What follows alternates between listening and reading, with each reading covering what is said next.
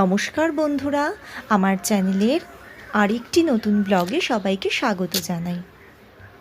কাল তো ছিল হোলি, আর এই দিন সকাল সকাল আমি আমার শাশুড়ি মাকে আবির দিয়ে প্রণাম করে চলে এসেছিলাম আমার বাপের বাড়িতে। আসার কোনো প্ল্যান ছিল না, থাকলে আগেই চলে আসতাম, কারণ বন্ধুরা সবাই জানেন যে মায়াপুর নবদ্বীপে হোলি কতটা দারুণভাবে সেলিব্রেট করা হয়, কতটা ভিড় থাকে, আর আমার শ্বশুরবাড়ির ওই দিকেই, তাই আসতে খুবই প্রবলেম হয়েছিল। তো তাও চলে এসেছিলাম, কারণ এই দিনটা বাপের বাড়িতে এতটাই আনন্দ হয় প্রতি বছর যে মিস করতে চাই না। তো যাই হোক, এসেই কিন্তু শুরু হয়ে গেছে আমাদের হোলি খেলা। আর হোলিতে এই জোর করে রং দেওয়ার মধ্যে মানে দারুণ একটা আনন্দ থাকে কিন্তু। আর এখানে আমরা পাড়ার সব মেয়েরা বউরা খুব আনন্দ করি। আর আনন্দ অনুষ্ঠান মানেই আমাদের নাচতে হবেই। তো যাই হোক, আমরা আমাদের মতো করে হোলিটা দারুণভাবে সেলিব্রেট করলাম, দারুণ এনজয় করলাম।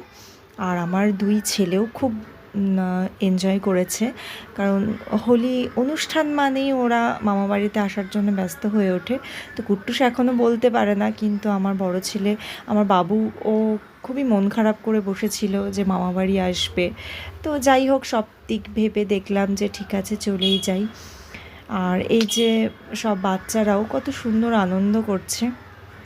আমার কুট্টুসও কিন্তু কম কিছু যায়নি, তো দেখতেই পাচ্ছেন, দেখুন কি সুন্দর ও মজা করছে।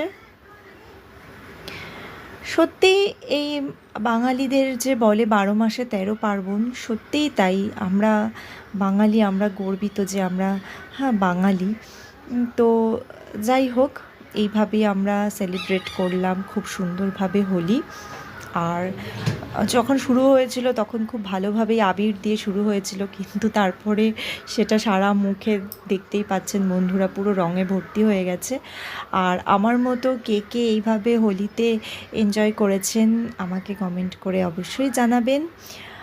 আর তারপরে কোনো আনন্দ অনুষ্ঠান, সেখানে নাচ হবে কিন্তু খাওয়া দাওয়া হবে না, এটা তো হতে পারে না। তো আমাদের দিনের বেলা তো হোলি আমরা খেলেছি, আর রাত্রেবেলা আমাদের প্রোগ্রাম ছিল পিকনিকের। তো এই যে চিকেন রান্না হচ্ছে, চিকেন আর ভাত। তো যাই হোক, তারপরে আবার নাচানাচি তো করতেই হবে। আর এরপরে খাওয়া দাওয়া দিয়ে আমাদের আজকের অনুষ্ঠান শেষ হলো। আর আজকের ভিডিওটাও আমি এখানে শেষ করছি। খুব তাড়াতাড়ি দেখা হবে পরের একটি নতুন ভিডিওতে। সবাই সুস্থ থাকবেন, ভালো থাকবেন, অবশ্যই সাবধানে থাকবেন। আর যারা এখনও আমার চ্যানেলটিকে সাবস্ক্রাইব করেননি, তাদের আমার চ্যানেলটিকে সাবস্ক্রাইব করে আমার পাশে থাকার অনুরোধ রইল। আমিও সবার পাশে সব সময় আছি।